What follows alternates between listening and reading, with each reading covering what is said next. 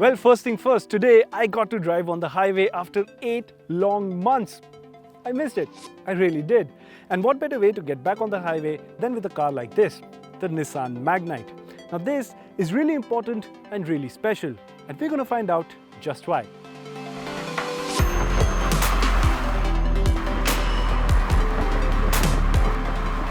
Right, let's start with the important bit. The Nissan Magnite pretty much has the same shoes to fill as did the Nissan Micra back in the day. That was the car that was supposed to set the ball rolling for Nissan sales in the Indian market. The Nissan Magnite has the same expectations to fill.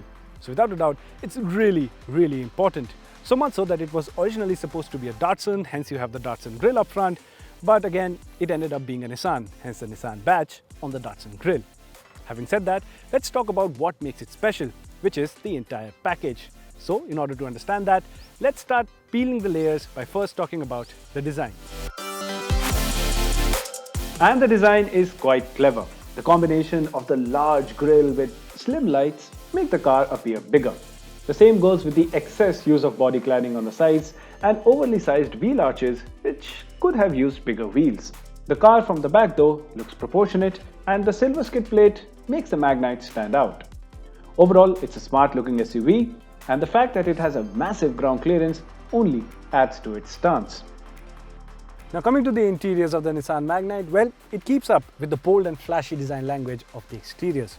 The first thing that you will notice once you're seated here are these hexagonal AC vents, which look eerily similar to what you would see in a Lamborghini. I mean, really, look it up, you will be surprised. What I'm also really impressed with is the overall design of the cabin, even though the elements used in the cabin are really not that great. The plastics are a little bit scratchy. I'm not really impressed with that. But overall, it feels like a modern place to be in thanks to the screens that are in front of you. You have a large touchscreen infotainment system over here, which actually comes with wireless Android Auto and wireless Apple CarPlay, which is so much convenient that I cannot stress that enough. Adding to the wireless list of features that the car has, you also have a wireless charging pad up here. But side note, it is actually operated manually, so it's not an automatic one. Keep that in mind. Then you also have a big digital instrument cluster up in front of you, which has really nice animations and is really helpful with all the information that you would need. It also shows helpful information like the gear shift indicator, and it is here that you can access the tire pressure monitoring system as well. The animations on the dash are smooth, but once the novelty wears off, cycling through the menu ends up being cumbersome because the animations are simply too long.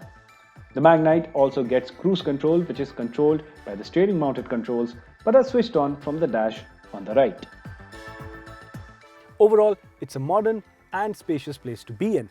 Now coming to the practicality bit, you have a lot of compartment spaces up here in the middle. You can also hold a big 1-liter bottle in the door pockets, and you have a large glove box for even more practicality.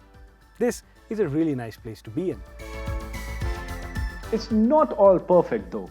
You see, we drove two cars with different gearboxes, and in the first one, while plugging in the USB cable, the port quite embarrassingly simply broke off. And such quality is simply unacceptable. The car even has the Renault logo on the rear view mirror, and I wish Nissan had put in a bit more effort and avoided things like these. Anyway, on to the back seat.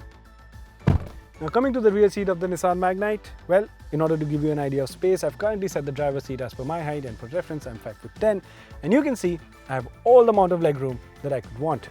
Seriously, it's like being seated in a car a segment above. The amount of space that's on offer in the Magnite is really impressive. In terms of comfort though, it's also really nice. You have decent under-thigh support, you get a drop-down armrest with 2 cup holders in it, and you also get adjustable headrests over here.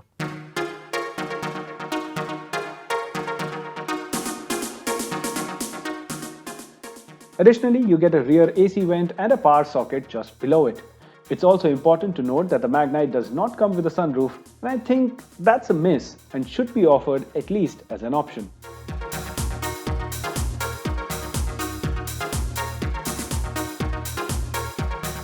With that, let's come to the driving experience of the Nissan Magnite. It will come only with the 999cc petrol engine that can be had in 2 state of tunes, one without a turbocharger and one with a turbocharger. As a result, both the engine tunes make different power and torque output.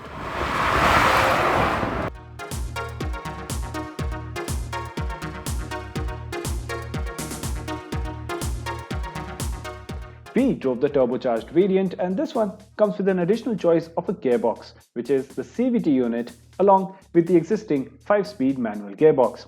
We drove both of them. This engine has the typical characteristics of a small turbocharged engine, which is the engine is best left at higher RPMs because, say, under the 2000 RPM mark, you will be left wanting for more power. Once you're past that mark though, the engine feels airplay responsive and has enough grunt to meet your needs. It is not the most refined unit, however, as there are some vibrations that can be felt on the gear lever. And that brings us to the gearbox. The 5-speed manual actually allows you to have fun with the turbo engine and brings out the best experience from this engine.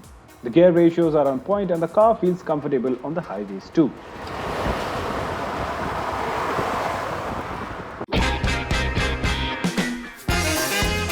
The CVT gearbox is decent too, but it has a prominent rubber band effect and will shift down a couple of gears when you ask power from it for those quick overtakes. The chassis and suspension setup, however, is a lot better. The ride is plush in both city and highway, and the Magnite has really nice road manners. It's fun around corners too and gives a confident ride even at high speeds. It's so good that you would wish the Magnite had more power and torque on offer. The steering feedback though is a letdown because the steering has no feel at all and lacks feedback for spirited driving. All in all, the ride quality is fantastic, but driving experience is not the strong point of the Magnite.